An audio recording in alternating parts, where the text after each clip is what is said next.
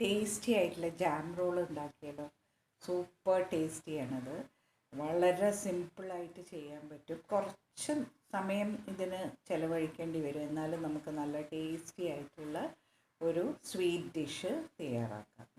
ഇത്ര നന്നായിട്ട് നമുക്ക് കിട്ടിയത് കണ്ടില്ല. എങ്ങനെയാണ് ഇത് തയ്യാറാക്കുക എന്ന് നോക്കാം.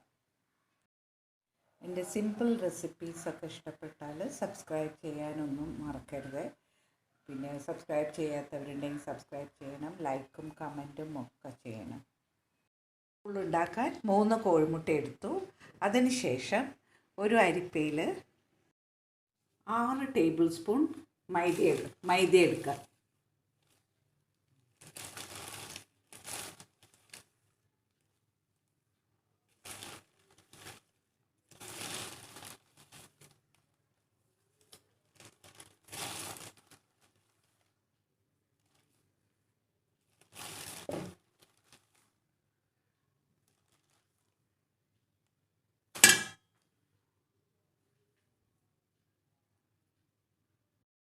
ഒന്നര ടേബിൾ സ്പൂൺ മിൽക്ക് പൗഡർ,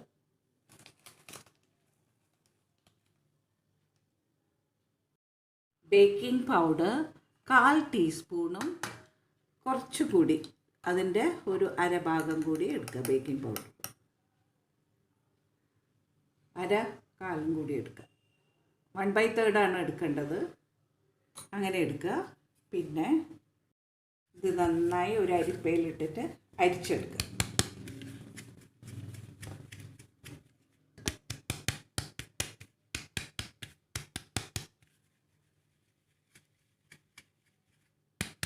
ചെറിയ കട്ടകളൊക്കെ ഉണ്ടെങ്കിൽ നമുക്ക് ആവശ്യമില്ല, അത് കളയുക, വയ്ക്കുക. അതിനുശേഷം ഒരു ബൗളിലേക്ക്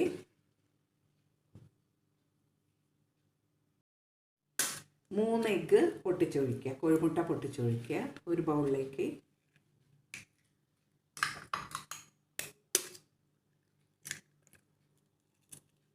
മൂന്ന് കോഴിമുട്ട പൊട്ടിച്ചൊഴിച്ചു.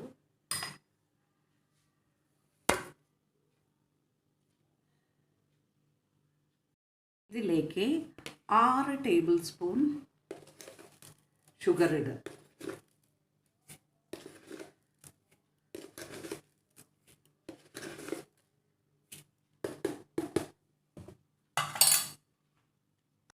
നന്നായി ബീറ്റ് ചെയ്തെടുക്കുക.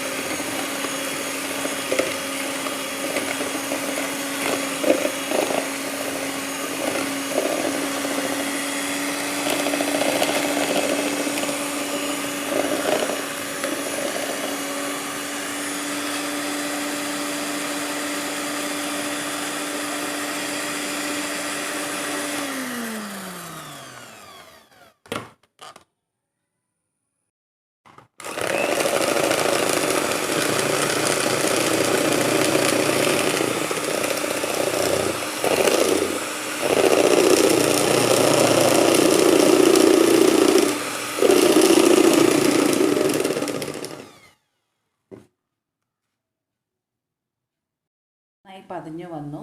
ഇതിലേക്ക് 1/2 ടീസ്പൂൺ വാനില എസൻസ്, അപ്പോൾ അത് അറിയില്ല, ഒരു 1/4 ടീസ്പൂൺ വാനില എസൻസ് ഒഴിക്കുക.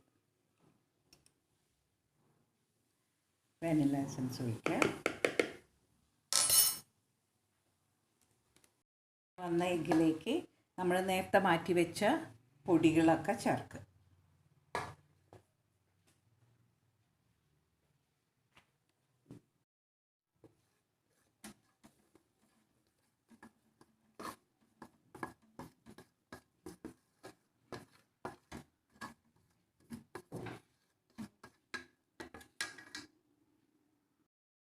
ഇത് നന്നായി മിക്സ് ചെയ്യുക. കൂടുതലായിട്ട് ചെയ്യേണ്ട, ഒന്ന് മിക്സായാൽ മതി.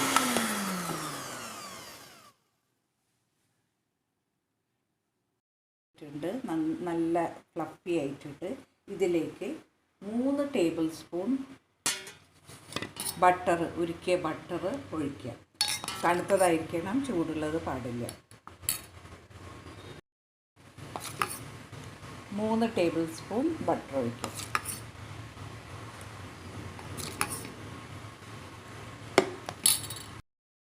ഒരു സ്പാറ്റുല വെച്ചിട്ട്, ഇനി അങ്ങനെ കൂടുതലായിട്ട് അടിക്കേണ്ട ആവശ്യമില്ല. ഒരു സ്പാറ്റുല വെച്ചിട്ട് നന്നായിട്ട് ഒന്ന് ഇങ്ങനെ ഫോൾഡ് ചെയ്തെടുത്താൽ മതി. കൂടുതലായിട്ട് അടിക്കേണ്ട ആവശ്യമില്ല. ഒരു പാൻ അടുപ്പത്ത് വെച്ചിട്ട് അതൊന്ന് പ്രീ ഹീറ്റ് ചെയ്തെടുക്കാം. അതിലേക്ക്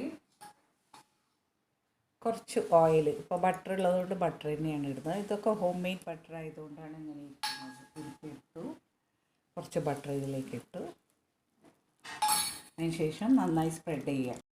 അതിരിക്കാൻ കുറച്ച് മൈദ ഇട്ടിട്ട് ഒന്ന് തട്ടി തട്ടി കൊടുക്കുക. പാൻ കുറച്ച് ചൂടാക്കാൻ വെച്ചു. ശരിക്കും ഇങ്ങനെ വെക്കേണ്ട ആവശ്യമില്ല, പക്ഷേ ഒട്ടാതിരിക്കാൻ വേണ്ടിയിട്ടാണ് ഇങ്ങനെ ചെയ്യാൻ വെക്കുകയാണ്. ഈ പാനിലേക്കാണ് ഇത് ഒഴിക്കുന്നത്. ചൂടായ പാൻ ഒന്ന് ചൂടായിട്ടുണ്ട് പാന്. അതിന് ശേഷം അപ്പോൾ ഹൈ ഫ്ലെയിമിൽ വെക്കുക. അതിന് ശേഷം നമുക്ക് ഈ ബാറ്റർ ഇതിലേക്ക് ഒഴിക്കാം.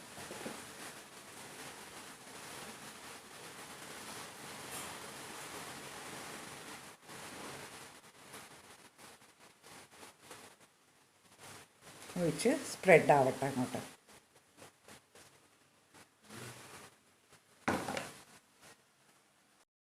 ഒഴിച്ചു. അതിന് ശേഷം അടച്ച് വെച്ചിട്ട് ഒരു 15 മിനിറ്റ് ബേക്ക് ചെയ്തെടുക്കുക. പാനൊന്ന് ടാപ്പ് ചെയ്ത് കൊടുക്കുക.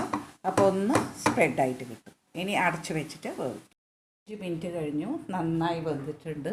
ടൂത്ത് പിക്ക് കൊണ്ട് ഇങ്ങനെ നോക്കുമ്പോൾ എല്ലാം ഫുൾ അങ്ങനെ ക്ലീനായിട്ട് കിട്ടുന്നുണ്ട് ടൂത്ത് പിക്ക്.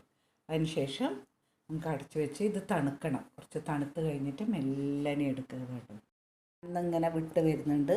പക്ഷെ തണുത്ത് കഴിഞ്ഞിട്ടേ എടുക്കാൻ പറ്റുള്ളൂ, അല്ലെങ്കിൽ പൊട്ടിപ്പോവും. പൊട്ടാതെ നമ്മൾ പുറത്തേക്ക് എടുക്കണം. നന്നായി തണുത്തിട്ടുണ്ട്. അതിന് ശേഷം പൊട്ടാതെ പുറത്തേക്ക് എടുക്കുക. നമുക്ക് റോൾ ചെയ്തെടുക്കാം. ഇനി ഇത് പതുക്കെ റോൾ ചെയ്തെടുക്കുക.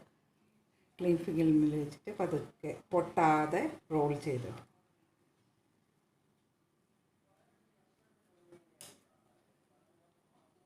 ഇങ്ങനെ റോൾ ചെയ്തെടുത്തു. റോൾ ചെയ്തെടുത്തതിന് ശേഷം ഒന്നും കൂടി ചെറുതാക്കിയിട്ട് റോൾ ചെയ്തെടുക്കുക.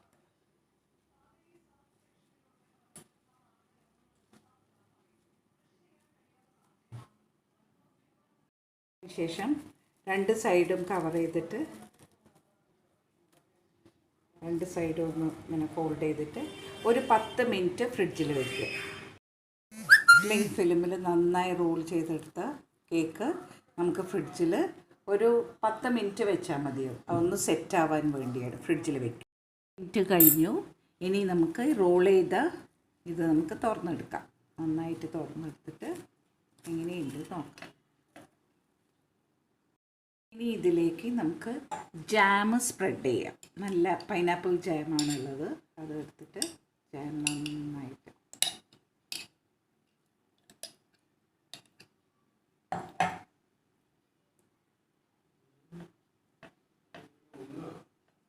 ആയോ. ഇതിൽ ജാം നന്നായി സ്പ്രെഡ് ആവട്ടെ. ഇട്ടിട്ട് ഇത്ര മതി ജാം. കുറച്ച് കളേർഡ് ആയിട്ടുണ്ടെങ്കിൽ മിക്സഡ് ഫ്രൂട്ട് ജാമൊക്കെ ആയിരുന്നെങ്കിൽ ഒന്നും കൂടി നമുക്ക് കളർഫുള്ളായിരിക്കും. ഇതിപ്പോൾ എനിക്ക് എൻ്റെ അടുത്ത് ഇവിടെ ഉള്ളത് പൈനാപ്പിൾ ജാമാണ്. അതിട്ട് നന്നായി സ്പ്രെഡ് ചെയ്ത് കൊടുക്കുക. എല്ലാ സ്ഥലത്തും സ്പ്രെഡ് ചെയ്യുക.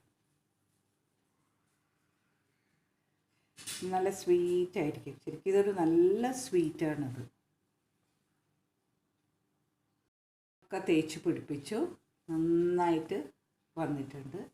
ഇനി ഇത് വീണ്ടും റോൾ ചെയ്യാം.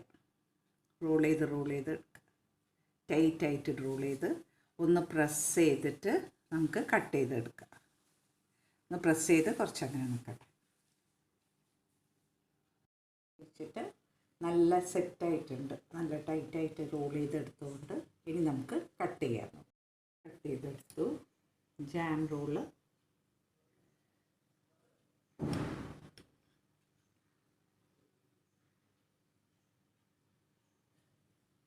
റെഡിയായി. നല്ല ടേസ്റ്റി ആയിട്ടുള്ള ജാം റോൾ റെഡിയായി. അത് ഓവനില്ലാതെ പാനിലാണ് ആക്കിയെടുത്തത്. അതുകൊണ്ട് നല്ല ടേസ്റ്റാണ്. നോക്കൂ, ഓരോന്നോരോന്നായിട്ട് കട്ട് ചെയ്തെടുക്കും.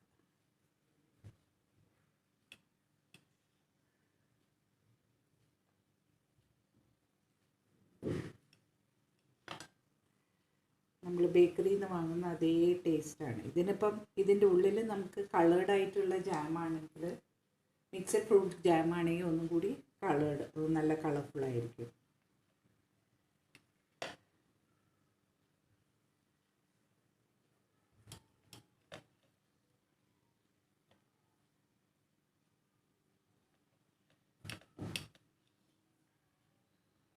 ടേസ്റ്റി ആയിട്ടുള്ള ജാം റോൾ റെഡിയായി. എല്ലാവരും ട്രൈ ചെയ്ത് നോക്കൂ, ഏറ്റവും സൂപ്പറാണ്.